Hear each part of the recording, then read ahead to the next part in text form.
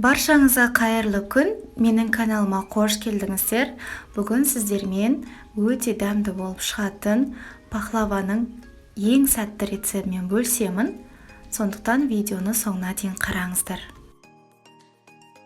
Қамырымызға қажет заттар ол ұн, 3 сары уыз, мұздатқыштан шығарылған сары май, қаймақ, қант және қопсытқыш. Ең алдымен біз сары майымызды, яғни мұздатқыштан шығарып, оны ұнға малып, аунатып, осылай үккіштен өткіземіз. Осылай жасайтын болсаңыздар, тез әрі оңай өтетін болады. Сосын қолымызбен осылай үкітіп, яғни бір-бірімен араластырып, бір келкі масса етеміз. Сосын қаймағымызды қосамыз, 20-15% болсын кете береді. Және 3 сары уызымызды қосамыз, бір ас қасық шекер немесе қант ұнтағын саламыз, қопсытқыш және барлығын осылай қолымызбен жақсылап араластырып, қамырымызды илеп шығарамыз. Көп илеудің қажеті жоқ, ең бастысы қамырымыз осылай жиналса болғаны. Сосын целлофан пакетке салып, тоңазытқышқа 1 сағатқа қойып қоямыз.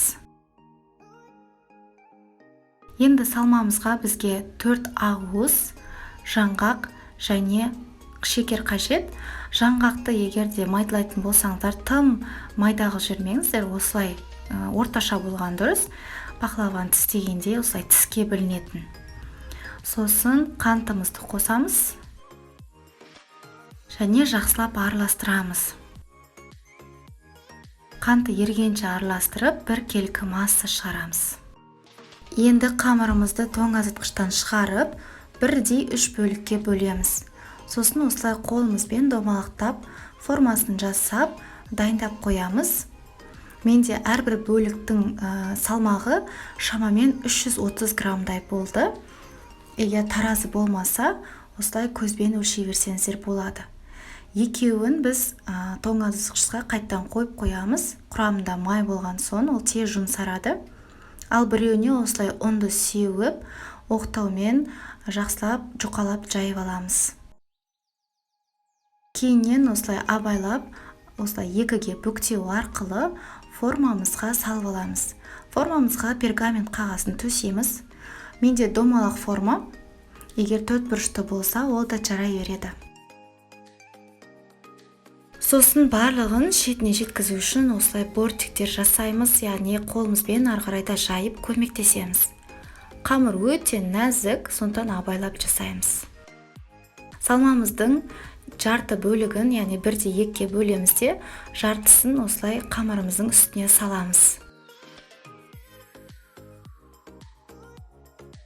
Салмамызды жақсылап, барлық жеріне жететіндей етіп, жайып шығамыз.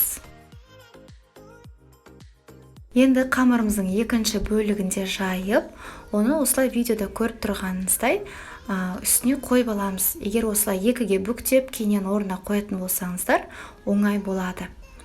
Егер шетіне жетпей жатса, осылай мен сияқты қолымызбен, яғни саусақтарымызбен жайып, жеткізіп, осылай істеп жүрсеңіздер болады. Бірақ қамыр өте нәзік болғандықтан абайлап істеңіздер. Үстіне енді салмамыздың екінші бөлігін саламыз.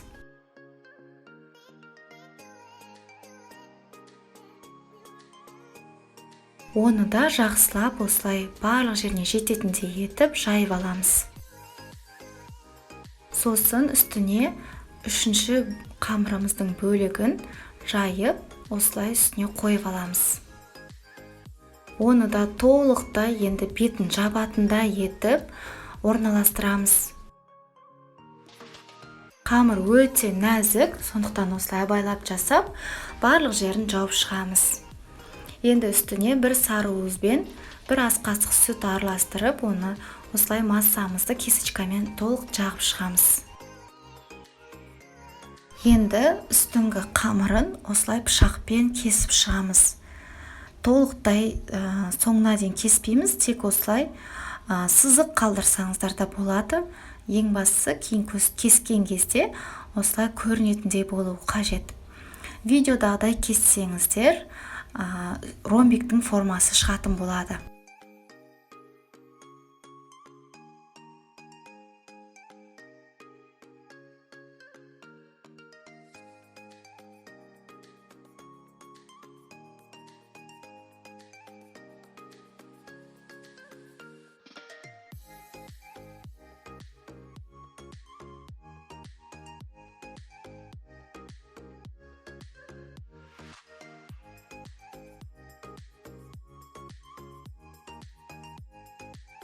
Мінекей енді толықтай кесіп шықтық. Енді әрбір ромбиктің ортасына осылай жаңғақтарымызды қойып шығамыз.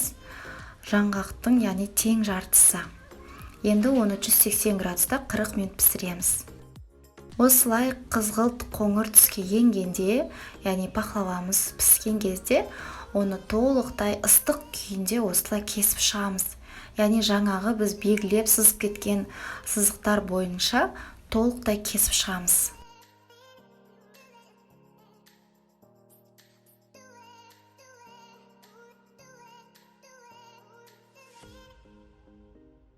Кейіннен балды ертіп алып, толықтай ыстық күйінде кисточкамен барлық жеріне жағып шығамыз. 180 градуста тағы да 10 минуттай пісіріп аламыз. Сонда пахлавамыз өте әдемі түске еніп пісетін болады. Осылайша біздің пахлавамыз дайын, өте дәмді болып шығады. Міндетті түрде осы рецептпен жасап көріңіздер. Егер видео ұнаған болса, лайк басып, комментарий жазып каналыма тіркеліп қойыңыздар.